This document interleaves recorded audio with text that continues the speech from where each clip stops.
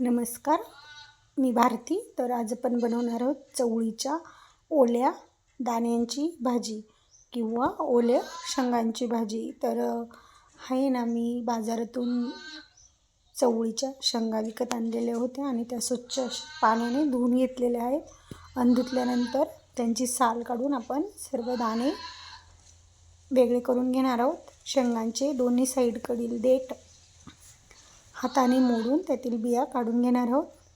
आणि जर खूपच कोवळी शेंग असली तर ती आपल्याला सहज मोडून घेता येते, आणि दाणे असले तर ती आपल्याला साल काढून त्यातील दाणे आपल्याला अशा पद्धतीने काढून घेता येतात. बघू शकता व्हिडिओमध्ये दाखवल्याप्रमाणे.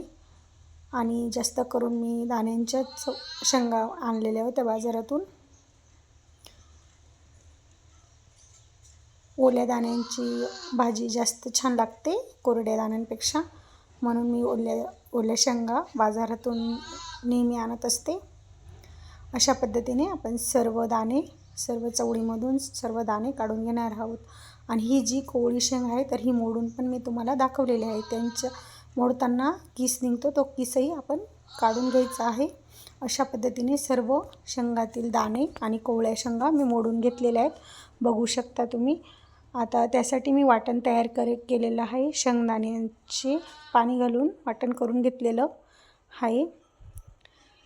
फक्त शेंगदाणेच दळलेले आहेत मी या वाटणामध्ये. आणि आपण आता गॅसवर भाजीला फोडणी देण्यासाठी एक पातेलं गरम करत ठेवलेलं आहे आणि त्यात मी तेल घालून घेतलं आहे फोडणीसाठी. तेल आपलं व्यवस्थित असं गरम झाल्यानंतर त्यात आपण अर्धा चमचा जिरे घालणार आहोत. जिरे आपलं व्यवस्थित असं फुलायला सुरुवात झालेली आहे. त्यात मी ठेचून घेतलेल्या लसूण पाकळ्या घालून घेतल्या आहेत.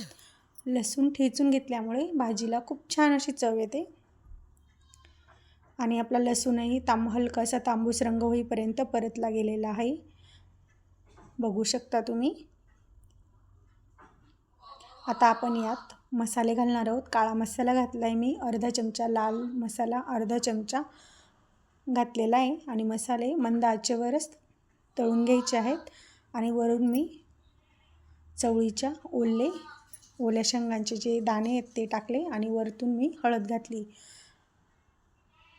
आणि आता हे सर्व मसाले आपण दाण्यांना मिनिटभर सारखे परतून घेणार आहोत, की दाण्यांमध्ये व्यवस्थित मसाले असे मुरले जातील. आणि आपण आता जे शेंगदाण्यांचं ओलं वाटण करून घेतलेलं आहे मिक्सरच्या भांड्यामध्ये, ते आपण आता घालून तेही 2 मिनिटभर परतून घ्यायचं आहे. मंद आचेवरच परतायचं आहे, नाहीतर आपण जर फुल गॅस करून परतलं तर स्टीलचं पातेलं घेतलं मी भाजीला, तर ते खाली लागू शकतं आणि भाजीची चव बिघडू शकते. मिक्सरच्या भांड्याला चिकटलेलं वाटणही मी पाणी घालून घेतलेलं आहे. आणि आपल्याला जेवढा रस्सा हवा असेल तेवढा आपण ही भाजी पातळ अशी करणार आहोत. पण शिजण्यासाठी मी जेमतेम पाऊण ग्लास पाणी जास्तीचं टाकलेलं आहे.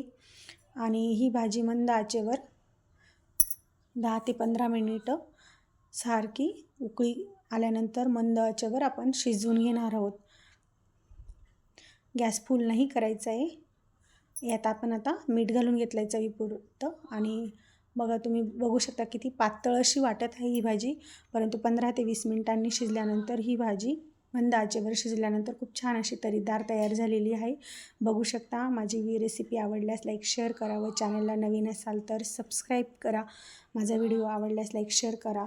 व तुम्ही माझा व्हिडिओ पूर्ण बघितल्याबद्दल तुम्हा सर्वांचे मनपूर्वक आभार आणि धन्यवाद. पाहत राहा अशाच नवनवीन रेसिपीज.